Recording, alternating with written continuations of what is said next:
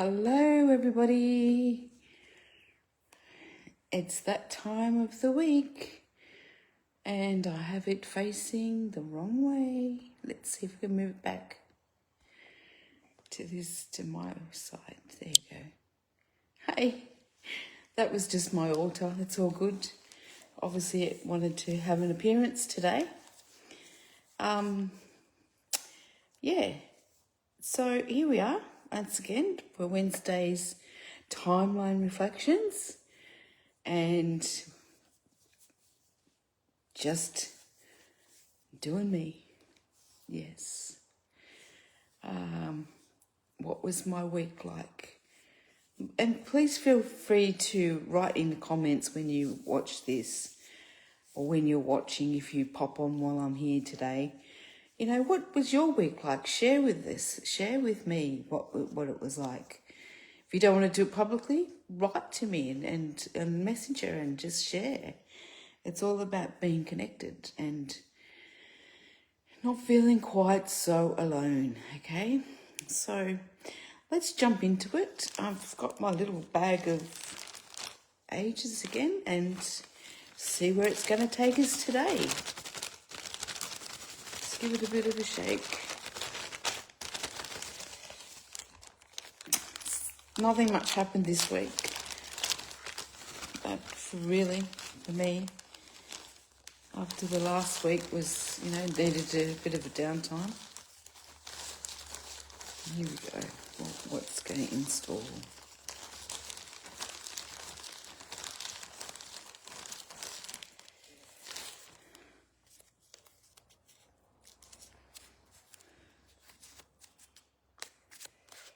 Oh, interesting. Between 6 and 7 years of age. 6 and 7. 6.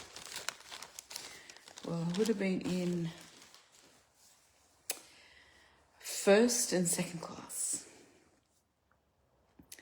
And the year would have been 1976 and 1977.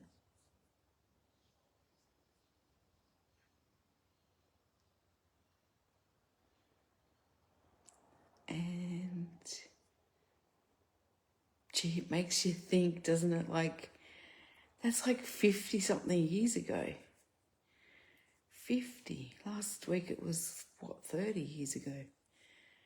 50 years ago. Where was I? What was happening?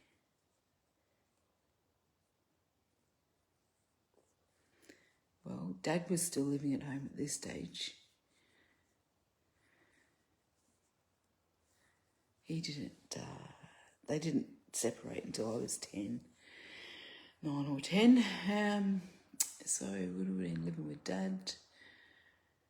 I don't know what age it was, but they're showing me when we used to get up early in the morning, dark, like really early. Mum would put our dressing gowns on, put us in the car, take Dad into town to work. He used to work at Wickham, near the Wickham station at N&D. He was a butcher by trade. And there was one particular morning we took him in there and we went straight home and he was in bed. And me being my little self, think, how did you do that? Well, I think he caught a train. He must have caught a train. But I have a feeling we might have dropped into Nana's on the way at New Lambton. We used to drop in there and say hello and probably have breakfast and then we'd come back out home. I'm not sure. I don't know why they're giving me that because I thought I was younger than that. But because I think Mum was working at that stage. I think Mum went to work.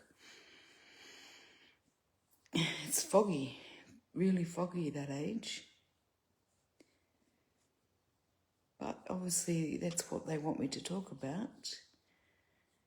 See, my dad suffered with schizophrenia and it was kind of kept hush-hush No one really knew anything about it back then in the 70s, what it was, where it was, what it was all about. I've recently looked into what it was, what it is, and they can be very highly intuitive, these people that suffer from any mental illness in some regards, because I know Dad used to predict things and people would just push it aside and go, oh yeah, it's just him doing him, it's his illness. But I don't know so much. When you get older, you think to yourself, oh, maybe he was onto something there. And even it used to come true. And he was, usually spot on. Like, for example, now they're showing me when later in the years when I was living in Sydney and he would come down and visit, he would notice that my heels or my feet were cracked or whatever. And he said, you know what, love? He said, you're standing in it. And I said, what do you mean? He said, in the shower, whatever you're using in the shower, the body wash, soap, shampoo, conditioner, it doesn't agree with you. It's not good for your skin. Maybe change it out and see what happens. And you know what? I followed his advice and it did. It changed everything. And I worked out that the body wash that I was using wasn't good for my skin. And but when he first said it, I thought, oh, can't be. But he was on the money. And there was other times too that he would say stuff and he'd be, all over it. And you think, how did he know that? Like, where did that come from? Yeah, so just trying to lean more into it and see what else I need to bring forth with that one.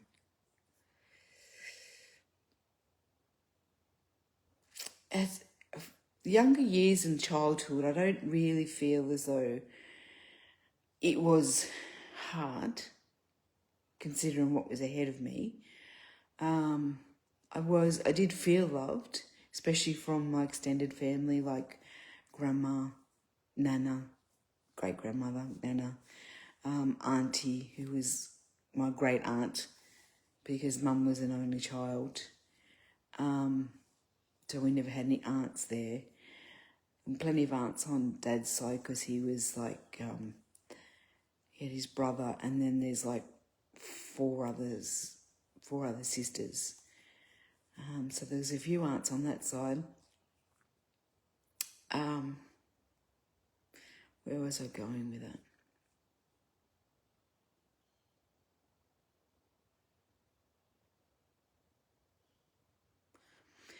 It's gone.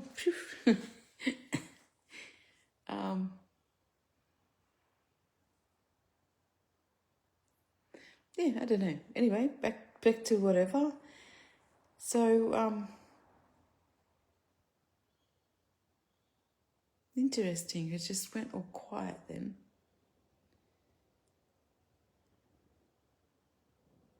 When I started talking about them. Yeah, and I'm getting those gurgles that there's something there, so I don't know.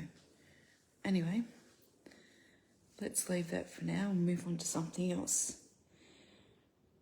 So when I was like 6 or 7, what was happening? Oh, I was talking about family. We saw a lot more of my mum's side of the family, and I felt loved from them.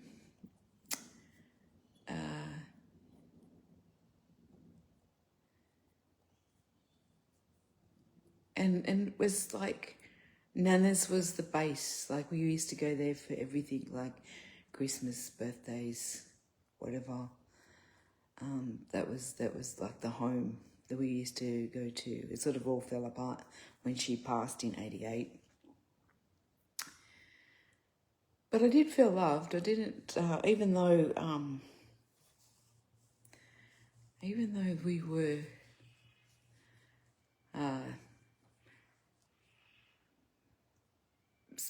I'm trying to find the right word, the politically correct word to say it, but I don't think there is one. We were smacked, beaten. Mum was very hard on us, my sister and I, growing up. I don't recall anything of why we even got smacked. Wouldn't have to be too much. Just basically, I always felt that we looked the wrong way. We got a bit of a smack. There's no blame game there again. I'm not blaming her. She had her own stuff going on. It's just cycles. Just keeps going until someone says it's time to stop all that. And if it's not you, then who? And if it wasn't me, then who was going to do it? And I didn't want it to carry on to my family, to my kids. Not that you have that process when you're that age, but looking back, it's just looking back at what it was and what it isn't and what it was going to be. And to some extent, it was pretty brutal, actually. I know sometimes sometimes she drew blood. Sometimes I had major bruising. But that was the era. That's what, and it didn't stop my sister and I from fighting. We used to get into trouble fighting and smacked and whatever. We always fought. We weren't never encouraged to have any kind of bond. We wrestled all the time. There was always that contention. I always said I was jealous of her, but I never was jealous of her. But at 6 and 7, it's like you don't know you're just living through it. You spend a lot of time when you're conditioned to the point where if you look the wrong way, you're going to get a hiding or a smack or something. You kind of just sit quietly and you don't make too much noise and you watch. And you watch people's behaviours and you get very good at reading the room. And if anyone else has been through this, they will get that. You'll get that.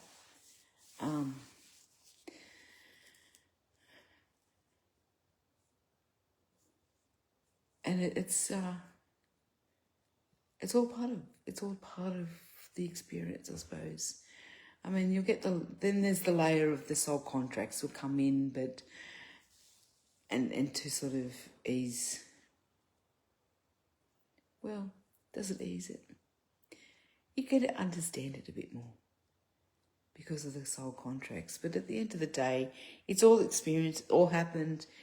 It's all a vicious cycle that has been repeated right down the line. Because that's how Mum was brought up. That's because she had her own issues. She was brought up by her grandmother. I mean, her mum was around, but on her second marriage.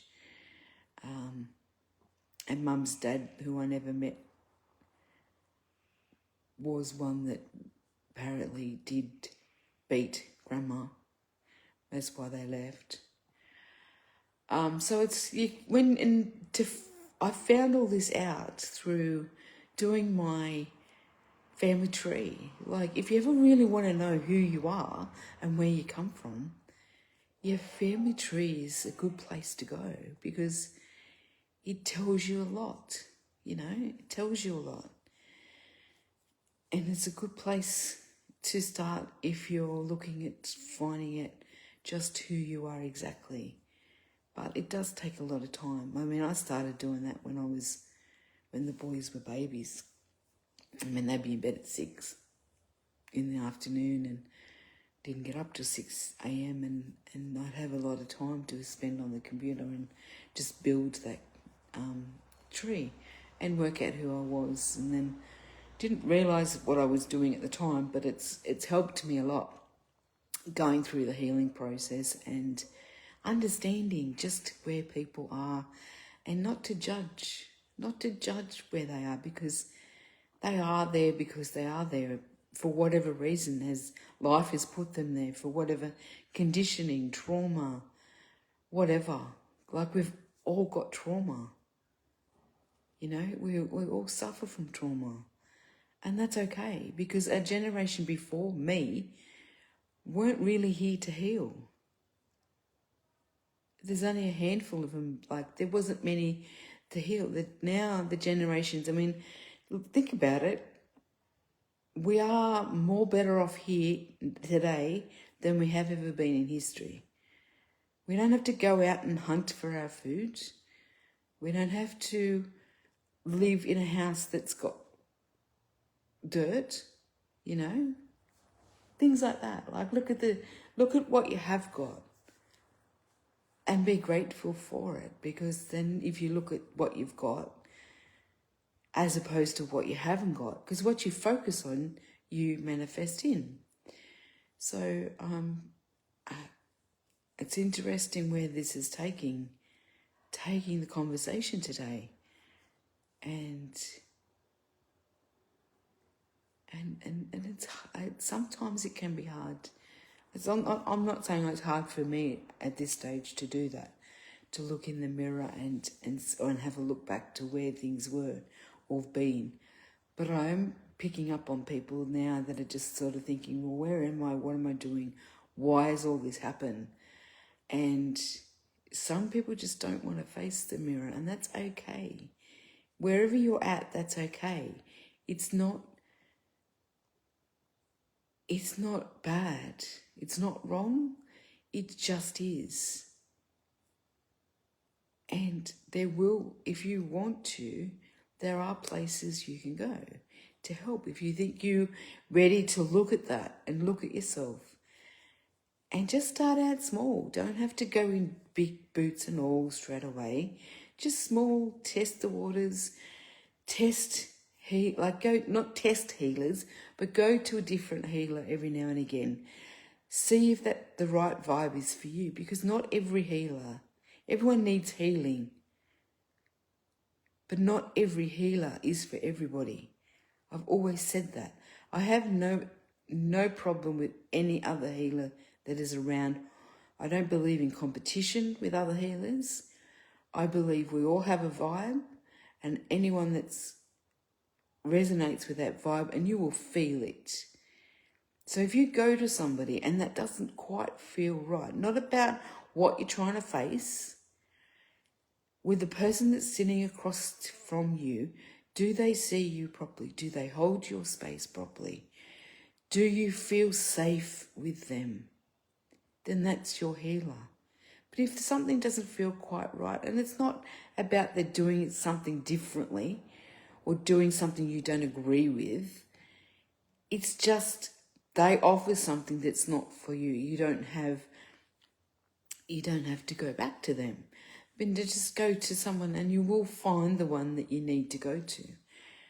And that's all a process. I was lucky enough to land in front of people that were for me as I was, looking for places to go. I started out at counselling. It was all the way over at Belmont, because I didn't want someone that was nearby in case they knew me, like as silly as that. But that's where I was at. That's okay. It's all an experience. And then I was starting to see ads on the Facebook feed. You get ads and stuff about kinesiology. And it was about taking prescribed medications of all things. And I thought, because I'm not one into taking tablets and whatever else, I'll take the odd Panadol or Nurofen or whatever to get me through. And I thought, what's all this about? I've never even heard the word kinesiology. So I just went along and it was really good. And each session was different. Each session I didn't know what was going to come up. And it was really, really well, really, really good. And it went for an hour and a half, sometimes 2 hours. And I started out doing it every 2 weeks. That was for me. That's my story. And then it was like once a month. Then it was like once every 2 months. But within yourself, you do enough work on yourself. And I did the homework. I was committed to doing the work. And it's not, for me, it wasn't just one session, and I don't feel that there's anyone out there that should really just do one session. Only if it's not full. No, only do the one session if it's the healer isn't for you. I don't want you to think that I want you to go shopping around either, because it should only take, if you're committed, it should only take 1 or 2 visits. So if you go to one, it's not right, the next one should be the right one. And if not, then something else needs to, you need to look at something else possibly, because if you're committed to it, the doors will open for you, is what I'm trying to say, I think. And then during that process, I was doing kinesiology. I went to a psychologist because there was other stuff going in my personal life. The person I thought I was going to have a relationship with ended up going off and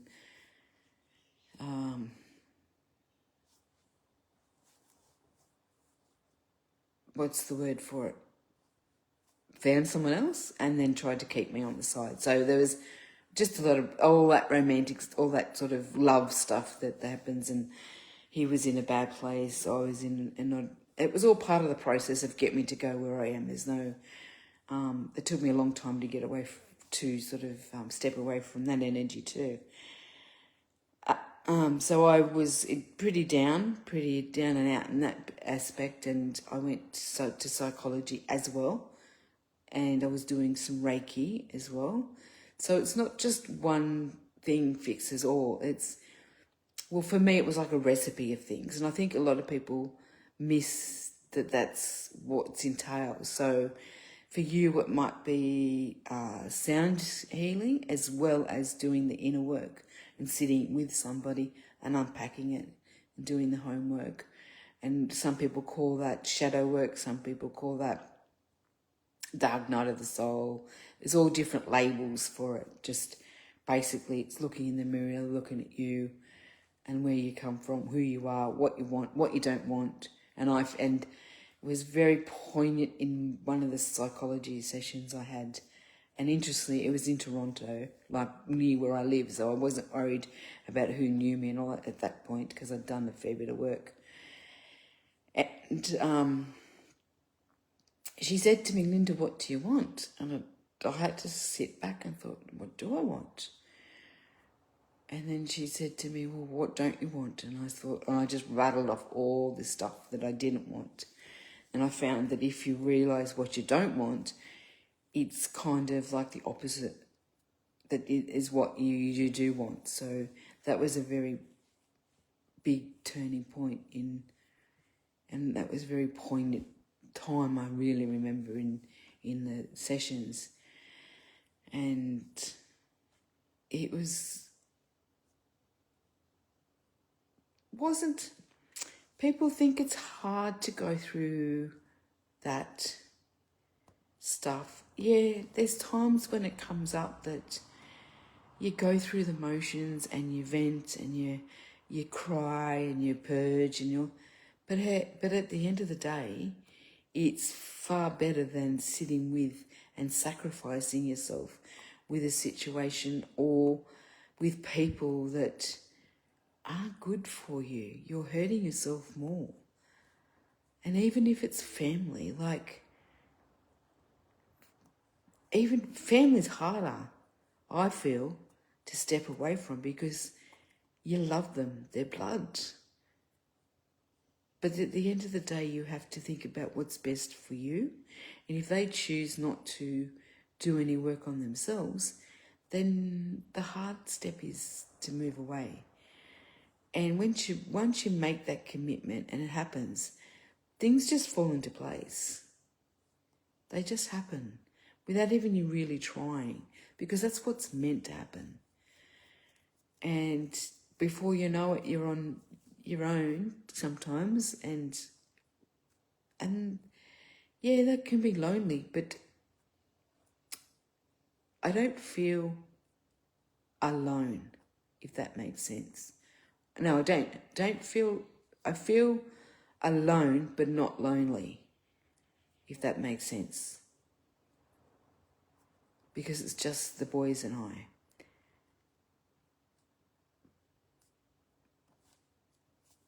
But that's okay at this point because I've been doing the work. And I know that we don't go through all this work and not receive at the end of it.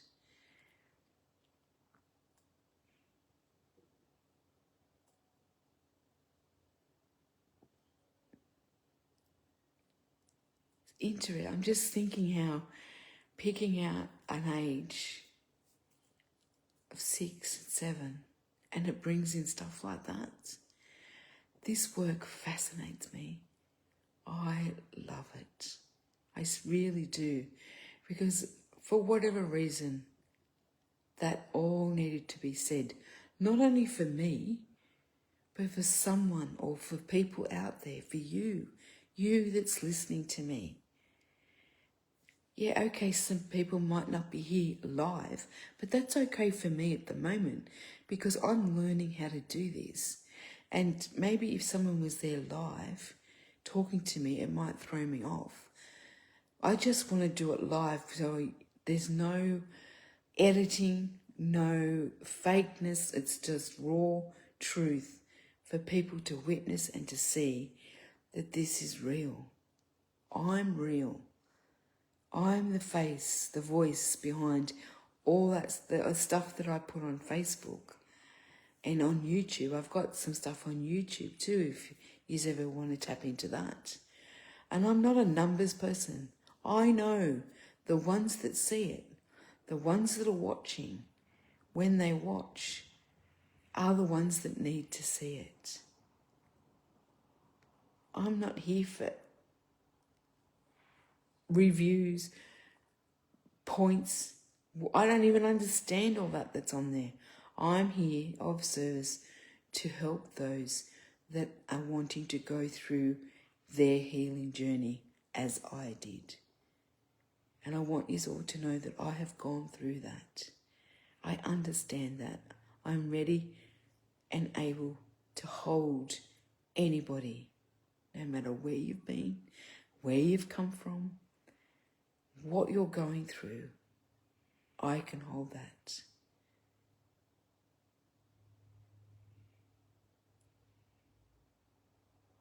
I'm here.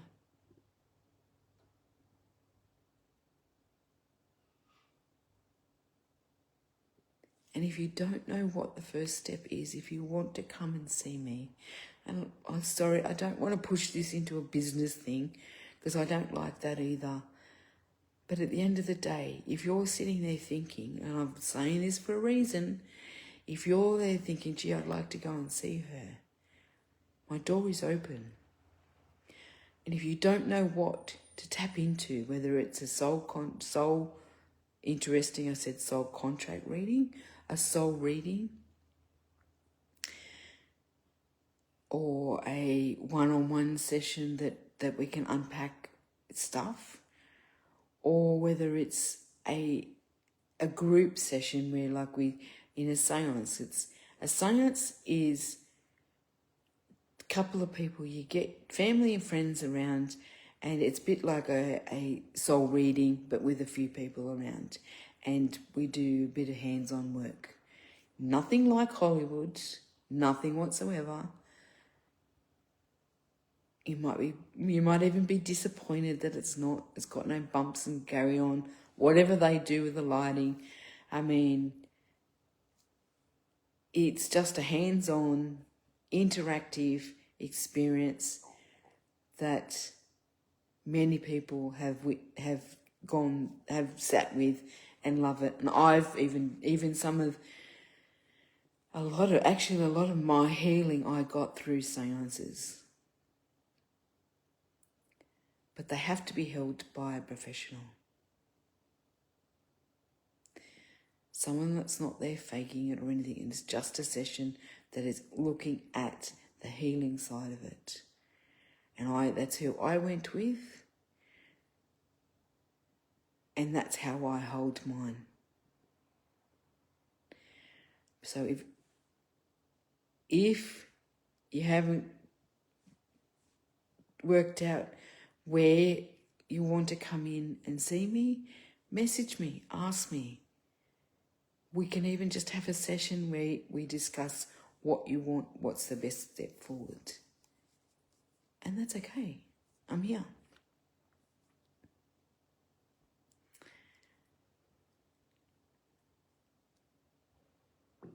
I've got you. I really do. So that was interesting, wasn't it? I think we might leave it there for now. And I just get so blown away that I pull out 6, 7, and it takes us there. Now, I don't know where all this is going to end up. All I know is that I'm following my intuition, my gut instinct, that this is where I need to be on a Wednesday. This is where what I need to be doing. This is how I need to be doing it. And until they tell me that, okay, Lynda, you're done, we don't need to do this anymore, then that's what, I may not get to do all the years that's in that bag, and like in the lifespan of birth to 56. But hey, if that's what they want, and it takes us down the road of where we've just been and brings things up for whatever we need to see, it's healing for me as well, even at this stage, because I don't think we're ever finished. I wish we were, but I don't think we are. Maybe. I don't know. It's all meant to be. It's all, wherever we are, that's where we are. And we're all here for an experience. We're all here to evolve. We're all here to learn who we are, why we are.